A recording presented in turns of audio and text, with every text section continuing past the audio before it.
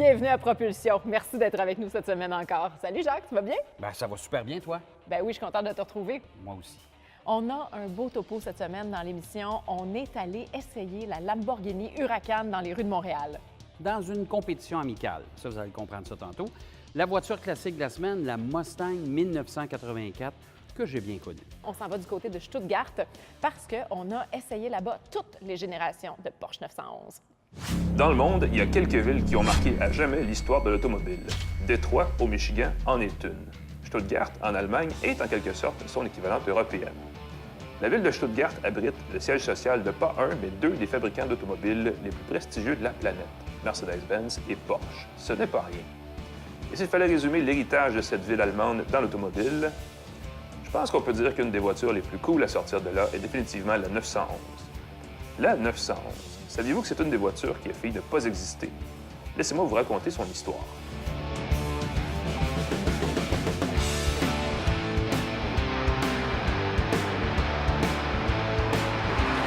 On l'appelle la 911, mais au départ, Porsche l'a dévoilée au monde entier sous le nom de 901. C'est une brouille avec Peugeot qui a breveté le 0 au milieu d'un nom de voiture à 3 chiffres qui a forcé Porsche à changer de nom. La première 911 a donc été lancée en 1964 et a immédiatement fait parler d'elle.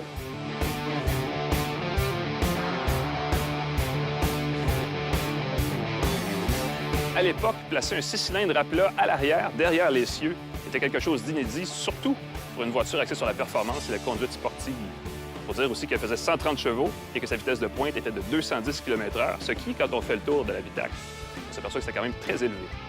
Détail intéressant, la 911 est devenue la première voiture allemande à satisfaire les nouvelles normes d'émissions polluantes des États-Unis au milieu des années 60. Au cours de la décennie qui a suivi, des versions plus performantes de la 911 ont vu le jour. Le 2 litres est passé à 2,2, 2,4 puis 2,7 litres. Et finalement, dans les années 70, est apparue la fameuse 911 Carrera RS, une voiture que les collectionneurs s'arrachent encore aujourd'hui.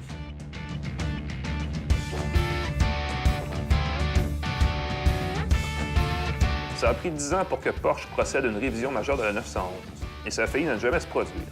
Vers la fin des années 70, le directeur de la société allemande, Ernst Fuhrmann, a déclaré qu'il n'y avait pas de place à amélioration pour la 911 et qu'il serait plus sensé de la remplacer par un modèle au design plus conventionnel, la 928. Bref, pour les puristes, c'était la 911 ou rien. Ça a permis à la deuxième génération de connaître la plus longue période de production de ce modèle, soit 16 ans, jusqu'en 1989. Les pare-chocs ont été gonflés et les ceintures de sécurité ont été améliorées pour se conformer à des normes américaines de sécurité des passagers. Avec un 3 litres de 260 chevaux, la 911 Turbo est devenue un classique instantané alliant un mélange parfait de luxe et de performance. Si vous cherchez un modèle qui explique le culte quasi religieux des amateurs envers la marque Porsche, ne cherchez pas plus loin, c'est celui-là. À la fin des années 80, on commençait à parler du début de la fin de la 911 jusqu'à ce que Porsche sorte un as dans sa manche, Porsche 911 édition 1989, alias 964. La 964 marque un virage assez important aussi pour Porsche en général, qui s'adressait soudainement à une clientèle recherchant le luxe et le confort en plus de la performance.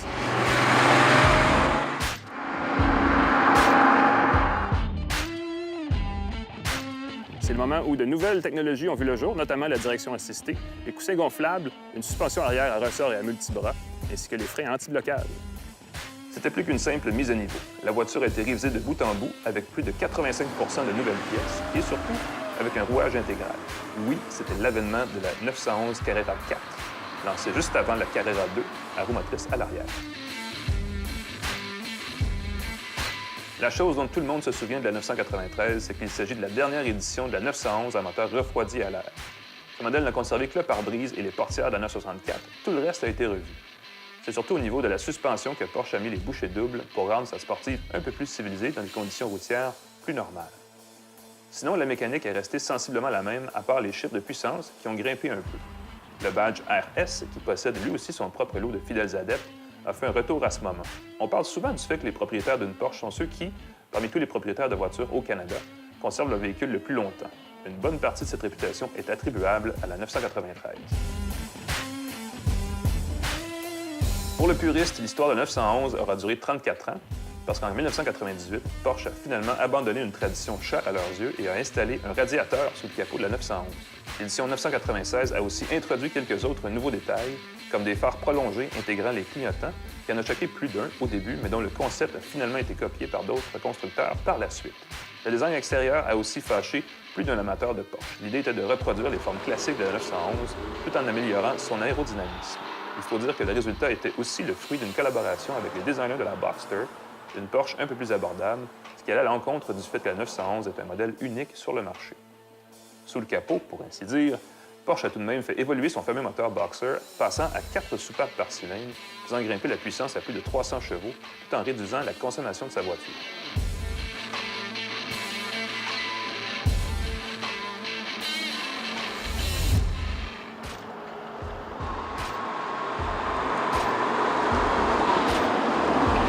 Si vous me le demandez, je vous dirais que Porsche a fait un sacré bon coup en revenant à un design plus près des premières générations, lorsque la société allemande a dévoilé l'édition 2004 de la 911, dont le nom de code est 997. C'est le retour des phares ovales, avec les feux de jour intégrés au pare-choc qui en témoignent. Plusieurs nouveautés high-tech ont déboulé au courant des années 2000, à commencer par le fameux système PASM, PASM, ou Porsche Active Suspension Management System, qui permet de faire varier le comportement de la voiture selon les conditions routières. Ça arrive à temps, la 911 des années 2000 étant particulièrement musclée, son 6 cylindres faisant pas moins de 325 et 355 chevaux selon le modèle. Quelque part vers 2008, Porsche ajoute la boîte de transmission automatique à double embrayage PDK à la 911 ainsi que l'injection directe de carburant à ses moteurs.